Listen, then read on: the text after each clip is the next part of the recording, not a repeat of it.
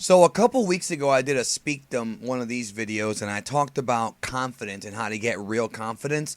And I got a lot of real positive feedback.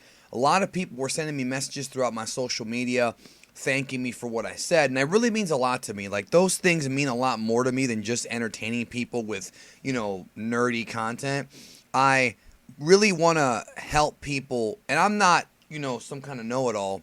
Some people think that I am, but I really do want to help people out and improve conditions. So the fact that I was able to do that video and people were so touched by it really means a lot to me. And thank you for checking it out.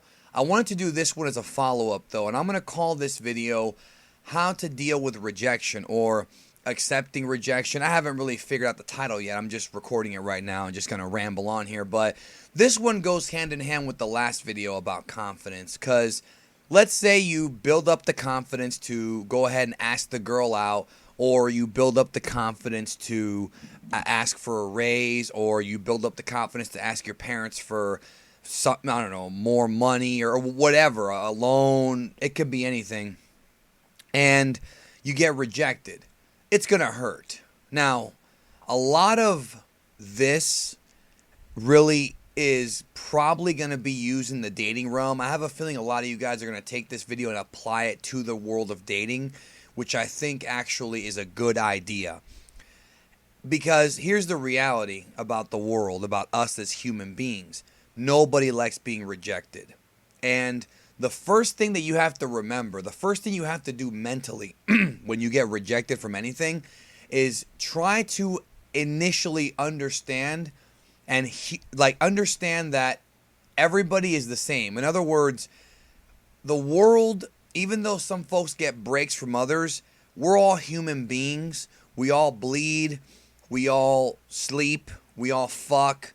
Well, some of us do. No, we all breathe. We all do the same thing. We all function the same. We have the same biochemistry. And when you humanize the world, when you sit back and you look at the entire world, right, you come to understand that people are all just the same. We're here to survive and we're here to replicate.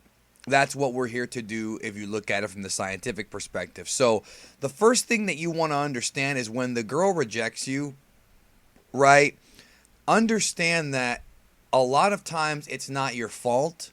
A lot of times when you get rejected by a woman, a lot of times it's because she's just not attracted to you. Now, the thing is that about attraction, you'll hear a lot of charlatans sit there and say, attraction is not a choice. And there's truth to that, but I think people misconstrue that.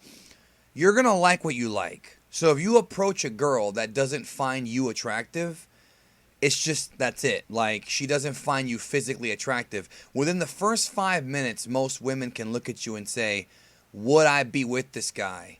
Doesn't mean they're going to be with you. They're kind of in their head saying, would I, could I see this guy as a potential? And we're looking at this from the purely biological perspective.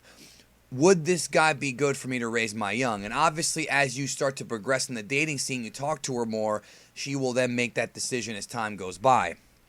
But initially, there has to be that initial spark. And there are tricks here and there to making your spark a little brighter, but sometimes they're just not going to like the way you look. They might not like your facial hair. They might think you're too tall, you're too short, you're too fat, you're too skinny. You have to really not take that personal.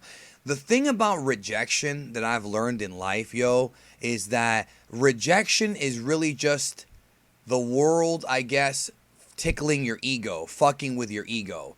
Because when you get rejected, most guys, what they do, I've noticed, but when it comes to women, is rather than just straight up ask the girl out because they don't have that confidence. And that's what I talked about in the last video. They'll build it up and build it up and build it up and build it up and build it up. And they will pedestal the girl subconsciously. I've seen this happen a lot with younger guys. I used to do it. They'll literally sit there and proclaim this girl to be the greatest woman on earth. She's going to have my children, blah, blah, blah. And they'll fantasize about the girl when they haven't even gone on a date with her yet. So then when they approach her for this date and she rejects him, it crushes him and it's heartbreak. But what's really going on there's two different kinds of heartbreak. This is purely egotistical heartbreak. It's all about your ego. Your ego has been shattered, right? Whereas if you're with a girl and you're dating and she cheats on you, that's a different kind of heartbreak. That's like, okay, it's still an egotistical thing, but it's more so like what went wrong with us, because we already had us. So if you're one of those guys out there who, is having trouble dealing with rejection, you have to understand that, first of all, humanize everybody. She's a person just like you. Second of all, the way you react to it could be a very, very, very, very important factor in where you go from there. Because I've seen dudes get rejected in front of me, and their response is, well, fuck you, hoe. You ain't shit. I didn't like you anyways. And that's the absolute worst, most small-dicked beta male thing you can do.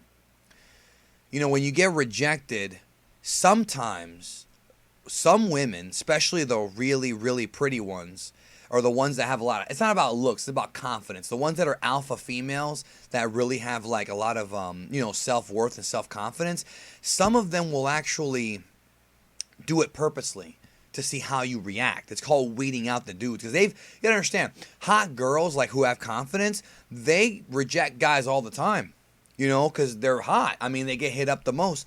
But, when they reject a guy, sometimes it's not a personal thing. It's more so like, I'm kind of feeling somebody else right now. It's not about you. See what I'm saying? Don't take that as an insult to you, okay? And reacting in a negative way and, saying fuck you, this and that, that's the worst thing you can do. The best thing you can do when a woman rejects you is, oh, well, that's okay. Like, whatever reason it is, I have a boyfriend, you're not my type. Well, that's cool, maybe we could still be friends or something, or, that, and you have to accept that, by the way. This is not one of those things where you're going to fake being her friend to get in her pants. It's not going to work. You've been friend zoned, okay? So just deal with it. What you do is you say, oh, well, call me if you change your mind. That's it. That's one thing you can do. Or what you can do, and this is when you really get to a high level of your own self-confidence, is you become friends with her and you say, well, do you have any cute friends or any attractive girlfriends who might be interested? There's so many times that I've seen like some of my friends get rejected by the girl they want. Meanwhile, that same girl has a sister, and the girl kind of knows he's kind of a good guy because he's coming at her very genuinely. And then the sister likes the guy, and then they have a beautiful relationship. It happens all the time. You have to, when you get rejected, you cannot take it personal. If you want to go cry or whatever, you can do that because, in the privacy of your own home. Just don't take it personal. Don't take it as an attack on who you are, because it's not going to change who you are. Talking about work. If you go for a raise and you get rejected, you have to listen to the reason why you were rejected. And here's the sad truth about life, is that you might not get a reason. I have been fired from jobs where I don't even know why I got fired. To this day, I don't know. They didn't give me an answer. Florida, where I live, is a right-to-work state. They don't have to tell you. So if you get rejected for a raise or something like that, number one, you have to really take into consideration what's going on with the manager. Maybe they can't give you a raise because it's not in the budget. Maybe they really do like your work and they just can't do it for financial reasons, or maybe they were instructed not to, or maybe they really don't like you. There's a lot of different reasons. You may or may not get one. That's a case-by-case situation. I can't talk about it here in this video. It's a very broad topic. But the important thing to remember when you get rejected in life, when it comes to anything, is that you gotta don't take it personal, dust yourself off, and keep going. I know it sounds easy, and I know you've heard this before, but you have to do it. You can't sit there and mope. You can't. You should have friends to talk to. You should have people to be around that will make you feel better about the rejection, but you can't just sit there and mope eventually. And we all get over it. I mean, the thing about emotions is that they're very elastic. See what I'm saying? They bend and twist and all these things. So, really, just remember that. Sometimes it's not your fault. Sometimes it is your fault. And that's what you do later on when you go through the reflective phase, is you sit there and you think back. And you have to do this in a real alpha way. You have to think back to your approach and maybe tweak it. Maybe when I asked my boss for a raise, I came off too crass. Maybe when I asked the girl out, I came off too aggressive. Maybe I wasn't reading her body language right. All these things count, you know? All these things matter. And you figure that out afterward. But in the meantime, you have to not take it personal. That's the important thing, guys. I'm trying to stress that out. You can't take it as if it somehow negatively reflects who you are as a person, right? And one thing you have to understand too is look at some of the people who we all admire. Look at some of the success stories that we as a nerd community look at, who are now billionaires. So check this out. The chick who writes Harry Potter, J.K. Rowling or whatever, she was rejected by 11 publishers. Most people would have given up at like 3, 4, 5, maybe even like 10 for some driven ones. She was rejected like 11, 12 times, and now look at her. She's got, 8 books. I think there's an 8th one coming out. 8 movies, soon to be 9 this year, 10 in the future. She's super rich, loaded, got the last laugh. You know what I mean? Like, you have to understand, if you're shopping for a project or if you're working on something, whether it be YouTube, a book, a movie, you're going to look at George Lucas. George Lucas sold Star Wars to Disney for $4 billion. You know how much money that is? He never has to work again a day in his life. But think about all the way back to 1976 when he was first shopping around Star Wars. He was rejected by every single movie studio except 20th Century Fox. Paramount, Universal, they lost out on one of the biggest fantasy sci-fi franchises in the history of mankind. Maybe the biggest, right? Think about that. Remember these people. You have to remember these people because they're just like you and me. Goes back to what I said earlier about humanizing people. George Lucas, J.K. Rowling, very talented people at their craft. Some would argue because some people hate Harry Potter and hate George Lucas. But you see what I'm saying? Like, they failed and failed and failed and failed and then succeeded. It's like what Michael Jordan said in that one commercial where he said, I've missed so-and-so pointers. I've missed so-and-so so many game-winning shots. I've cost my team this and that. But that's why I succeed, because you never forget your failures, but you don't let them eat you up. You literally use them as motivation to succeed. I know it sounds cliche, but it's real.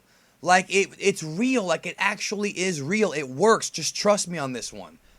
But the important thing is, you can't take the failure as something personal, as something like they're attacking you for your character, or they're attacking you for, putting out a shitty product. If they tell you that the product you're putting out is shitty, ask other people for a second opinion. And I don't mean your friends. I mean outside of your social circle, because your friends will always validate you. Ask for a second opinion. Maybe it is shitty. Maybe you have to go in there and fix some things. People ask me all the time about YouTube, and they come to me and they say, hey, I want to collab. And then I see their channel and it's a bunch of dudes with like hand cameras and, crappy mics and, that's not. Improve your production. I don't have the best production on my channel and it still works. Right? I don't have, anywhere close to the level of editing that some of these other guys have. I'll admit that to you. I can't edit. I just do it in, in special occasions, like with my Dragon Ball in-depths. And, if you're a sub to me, you know what I'm talking about. But, I wasn't rejecting them. I was telling them, listen, because I don't like rejecting people, but what I do tell them is some constructive criticism. Okay, do this instead. And then we'll work. I'll work with anybody. I've said this before. I have worked with channels. I worked with freaking Gabby, Mozilla Vulpix, when she had no subs. I worked with Amber when she had no subs. I worked with all these guys when they were unknowns, right? Because I felt they brought something special. Same thing with you. You have to remember that you bring something special to the world. Trust me on this one. And just remember, you're going at every single human being on earth, from the George Clooney's to the PewDiePies to the Geekdom 101s. I don't care who you are, has been rejected. I've been rejected from jobs, from women, from opportunities. Let me share this with you. All right? Before we get out of here. In 8th grade, I applied to go to a high school called Blake High School here in Tampa. It was an art and it was a performing arts school. I applied as in the writing class, and I applied in the visual arts, like, you know, like video editing, and I was rejected. Think about what I'm telling you right now. They rejected me, and I was legitimately upset. I cried. I was a 14-year-old kid, bro, just in tears because all my friends from 8th grade were going to Blake High School, and I would never see them again. And in many cases, I didn't. But what happened? Look what happened. The two biggest successes I have had on the internet have been when I was writing rap reviews for eBay, which many of you guys don't know about, years and years and years ago. And again, writing and fucking doing videos on YouTube. So you're going to sit there and reject me. You're going to reject me for video editing, and then look what happened. And of course, I got better as the years went by. But that's the funny thing about life, dude, is that you never know. You never know. So if you sat through this whole video, thank you. I hope that I got my message out there. Just never forget what I'm about to tell you. Everybody gets rejected. Everybody, no matter how successful they are, how much of a loser they are, they all get rejected. A girl is going to reject you. You have the right to be upset because it hurts your ego. It's just your ego. That's all it is. Understand that. But you have to not take it personal or necessarily think that you are a bad person or that it hurts your character. It's just more so about kind of looking at it like a real hustler and saying, okay, what can I do to improve next time?